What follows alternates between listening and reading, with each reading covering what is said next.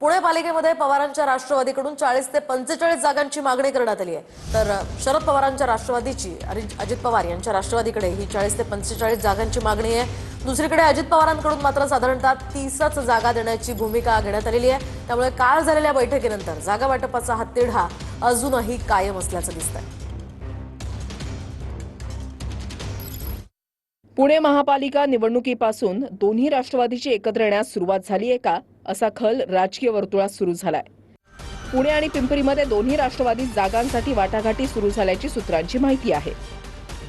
सूत्रांच्या माहितीनुसार पुणे पालिकेसाठी पवारांच्या राष्ट्रवादीकडून अजितदादांच्या राष्ट्रवादीकडे 40 ते 45 जागांची मागणी करण्यात आली आहे। अजित पवारांच्या राष्ट्रवादीकडून साधारणतः 30 जागा देण्याची भूमिका आहे।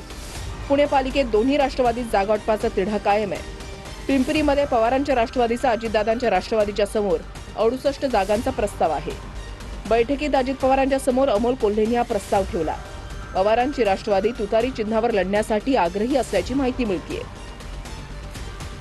पुण्यात गुरुवारी रात्री अजित पवार, रोहित पवार आणि अमोल कोल्हेंची 1.5 तास बैठक झाली। प्राथमिक चर्चा झाली। आता एवढ्यात सांगण्यासारखं काही नाहीये।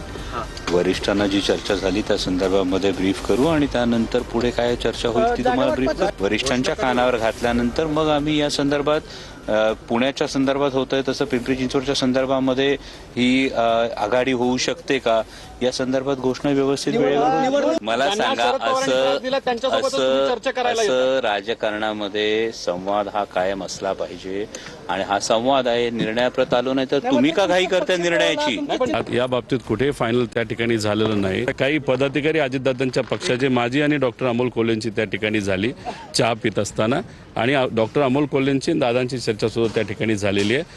या बाबतीत थोडंसं आता पुढे कसं जायचं या बाबतीत नक्कीच निर्णय घेतला जाईल। अजित पवारांना रोहित पवारांसोबतच्या बैठकीबाबत विचारलं असता अजित पवार कोणतीही प्रतिक्रिया न देता निघून गेले। दादा गुड मॉर्निंग। गुड मॉर्निंग दादा। रोहित पवार बैठक झाली तुमची पुण्यामध्ये दोन्ही राष्ट्रवादी एकत्र आल्या तरी निवडणूक घड्याळावरच लढल्या पाहिजेत असं मत अनिल पाटील आणि अण्णा बनसोडेंनी व्यक्त केलंय।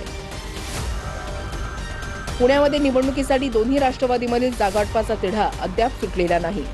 दोन्ही राष्ट्रवादी एकत्र येण्याची घोषणा रविवारी होण्याची शक्यता असल्याच्या चर्चा आहेत।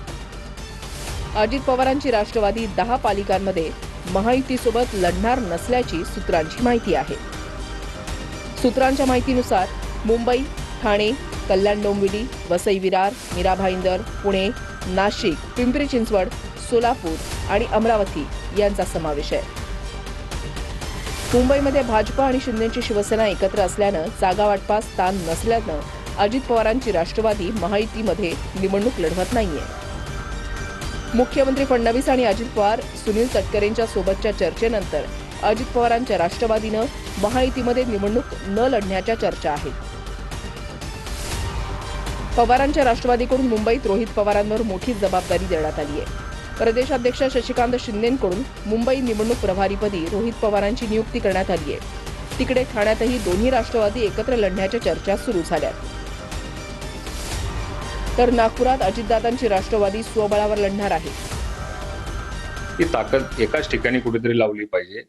पुण्यात सुद्धा आमचा आग्रह, माझं स्वतःचं वैयक्तिक मत विचारलं तर त्या ठिकाणी सुद्धा घड्याळाच्याच चिन्हावरती लढलं पाहिजे। आम्हाला समजा जर का काही वाटलंच तर आम्ही जळगावमध्ये सुद्धा किंवा धुळ्यामध्ये सुद्धा आम्ही घड्याळावरतीच निवडणूक लढणार। खरं तर माझी पहिल्यापासून हीच भूमिका होती की दोन्ही पक्षांनी एकत्र यावे आणि एकत्र जर आले तर राष्ट्रवादी काँग्रेस पक्षाच्या सर्व कार्यकर्त्यांना, दोन्ही पक्षातील सर्व कार्यकर्त्यांना खऱ्या अर्थाने न्याय होईल। दोन्ही पक्ष एकत्र येऊन विलिनीकरणाचा जो काही निर्णय असणार हा निर्णय आदरणीय अजितदादा पवार घेतील।